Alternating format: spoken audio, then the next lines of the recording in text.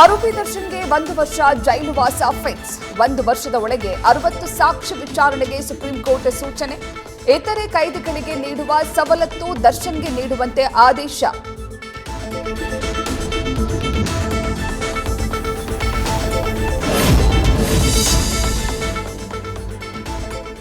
ವಾಹನ ಸವಾರರಿಗೆ ಕೇಂದ್ರ ಸರ್ಕಾರದಿಂದ ಶಾಕ್. ಪ್ರತಿ ಲೀಟರ್ಗೆ ₹3, 23 ಪೈಸೆ ಬೆಲೆ ಏರಿಕೆ. ಡೀಸೆಲ್ ಕೂಡ ₹3, 11 ಪೈಸೆ ಹೆಚ್ಚಳ. ಜನರ ಜೇಬಿಗೆ ಇನ್ನಷ್ಟು ಭಾರ.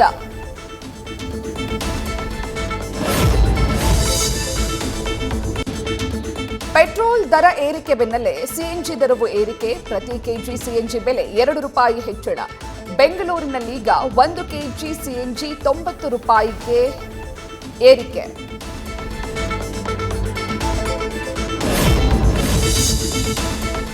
ಜಿಬಿಎ ಚುನಾವಣೆಗೆ ಎಸ್ಐಆರ್ ಅಡ್ಡಿ ಆತಂಕ.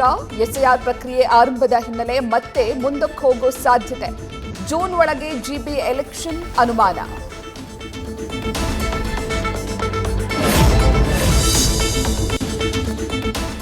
ಬೆಂಗಳೂರಿನಲ್ಲಿ ಹೂತಿಟ್ಟ ಶವ ಹೊರತೆಗೆದು ಪ್ರಕರಣದ ಮರು ತನಿಖೆ.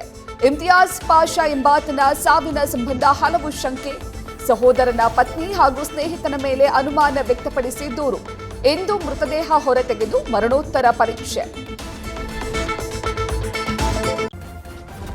ನ್ಯೂಸ್ ಫಸ್ಟ್ ನಿರ್ಭೀತಿಯಿಂದ ನಿಮ್ಮ ಪರವಾಗಿ.